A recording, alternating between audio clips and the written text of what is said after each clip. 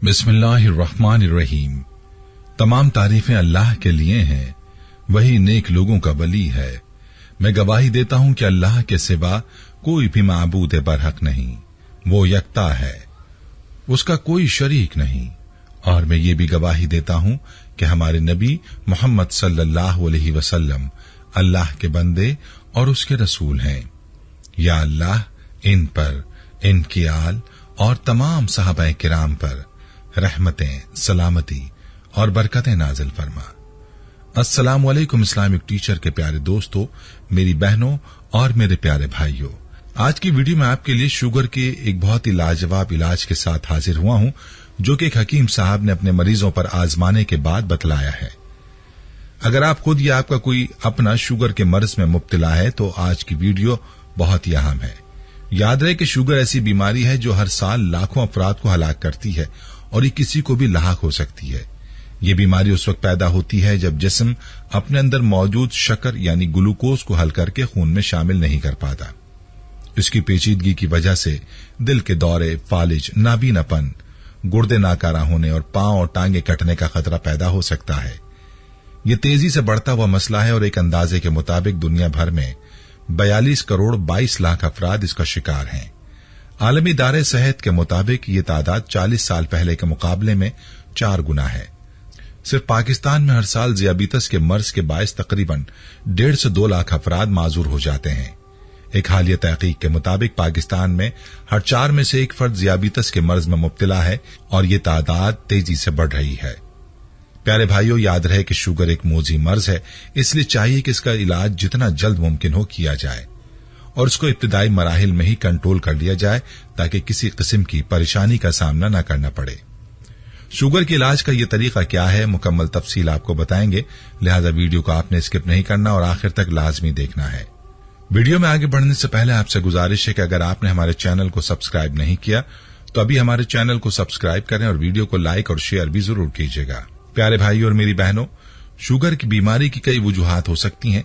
Sugar आमतौर पर किस वजह से होती है ये भी आपको बताएंगे, लेकिन पहले आपको उन हकीम साहब का बतलाया हुआ इलाज बताते हैं। हकीम साहब बताते हैं कि उनके पास शुगर के एक मरीज आए और उन्होंने बताया कि वो जो भी दवाई खाते हैं उनकी शुगर कंट्रोल नहीं होती और वो बहुत परेशान है। हकीम साहब बताते हैं कि जब उन्होंने नब्ज चेक की तो उनकी नब्ज में पेट के कीड़ों की अलामात सामने आ रही थी। नब्ज में पेट के कीड़ों की अलामात होने के बावजूद भी उन पर कीड़ों की कोई अलामत जाहिर नहीं थी, बजाय शुगर के। हकीम साहब कहते हैं, मैंने अपने उस मरीज को नारियल का शेक पिलाना शुरू किया और उस मरीज से कहा कि रोजाना नारियल का शेक पिएं। हकीम साहब बताते हैं कि चंद दिनों बाद यही मरीज वापस मेरे पास आए। उन्होंने बताया कि उनके बड़े पेशाब में सफेद रंग के कीड़े निकले हैं। उसने बताया कि जैसे ही कीड़े गिरना शुरू हुए तो शुगर गिरना शुरू हो गई और अब उनका शुगर नॉर्मल हो चुका है। प्यारे भाइयों और मेरी बहनों, कितना आसान इलाज है कि नारियल का शेक इस्तेमाल करने से शुगर जैसा मसला हल हो जाए। याद रहे कि शिफा अल्लाह के हाथ में है और अल्लाह ताला जब शिफा देता है तो मिट्टी की चुटकी से भी दे देता है। इसलिए हमारे जिन भाइयों और बहनों को शुगर है वो नारियल का शेक लाजमी इस्तेमाल करें, इंशाअल्लाह उनका शुगर भी नॉर्मल हो जाएगा। प्यारे भाइयों, ये तो था शुगर का इलाज। आइए अब आपको मुख्तसरन बताते हैं कि ज़ियाबीतस या शुगर हो जाने की वजूहात क्या हैं। तो याद रहे कि जब हम खाना खाते हैं तो हमारा जिस्म निशास्ते कार्बोहाइड्रेट्स को शुगर यानी ग्लूकोज में तब्दील करता है, जिसके बाद लबलबे यानी पैंक्रियाज में पैदा होने वाला हार्मोन इंसुलिन हमारे जिस्म के खलियों को हिदायत देता है कि वो तवानाई के हुसूल के लिए शक्कर को जज्ब करें। ज़ियाबीतस तब लाक होता है जब इंसुलिन मुनासिब मिकदार में पैदा नहीं होती या काम नहीं करती और इसकी वजह से शक्कर हमारे खून में जमा होना शुरू हो जाती है। प्यारे भाइयों, याद रहे कि ज़ियाबीतस की कई अकसाम है। टाइप 1 ज़ियाबीतस में लबलबा इंसुलिन बनाना बंद कर देता है, जिसकी वजह से शक्कर खून के बहाव में जमा होना शुरू हो जाती है।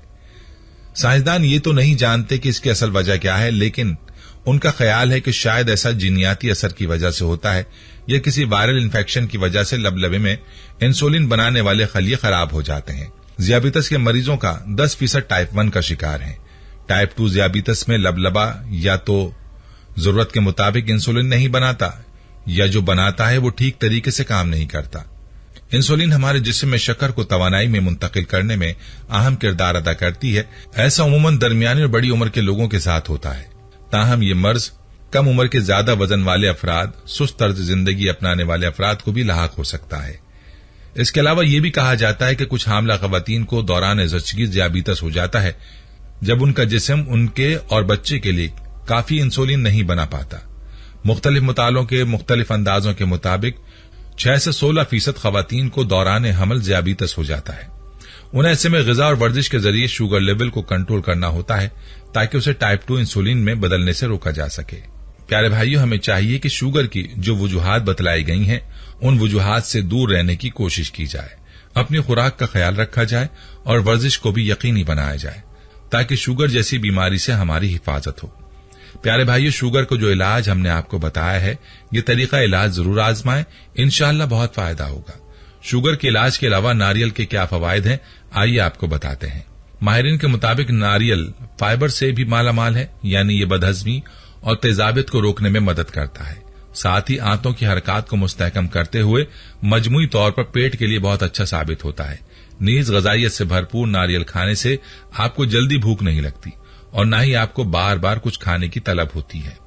कच्चा नारियल खाने से आपके खून में LDL यानी कम कसाफत वाला लेपोप्रोटीन या नुकसानदेह कोलेस्ट्रॉल की मिकदार कम हो जाती है और यह आपके जिस्म को दिल की मुख्तलिफ बीमारियों के खिलाफ मजबूत बनाता है। इसी तरह नारियल में मौजूद मैग्नीज वजन में कमी लाने और जिस्म का मेटाबॉलिज्म बढ़ाने में मदद फराहम करता है। याद है कि नर्म नारियल और पुख्ता नारियल की गिरी दोनों ही फायदेमंद है। इनको चटनी और सालन में भी इस्तेमाल किया जा सकता है और आप नारियल को कच्चा भी खा सकते हैं। कच्चा नारियल खाने और उसका पानी पीने से गले के इन्फेक्शन, ब्रोंकाइटिस, टेपवर्म और जरसूमों की वजह से होने वाले दीगर इन्फेक्शन के इलाज में मदद मिलती है। ये vitamin C, E, B1, B3, B5 और B6 से भी भरपूर होता है। साथ ही आयरन, सेलेनियम, सोडियम, कैल्शियम और मैग्नीशियम के हुसूल का भी उम्दा जरिया है। और नारियल का जो सबसे अहम फायदा है वो ये कि शुगर के मरीजों के लिए इंतहाई मुफीद है। माहिरीन का मानना है कि नारियल का एक टुकड़ा रोजाना खाना इंसुलिन के अखराज, ब्लड ग्लूकोज के इस्तेमाल को बेहतर करता है, जिससे ज़ियाबीतस को कंट्रोल करने में मदद मिलती है। इस फल को खाना ब्लड शुगर लेवल बढ़ने की रफ्तार सुस्त करता है। प्यारी बहनों और प्यारे भाइयों, अब खुद ही सोच लीजिए कि जो लोग शुगर लेवल में इजाफे की वजह से परेशान हैं, उनके लिए ये फल किस कदर फायदेमंद है।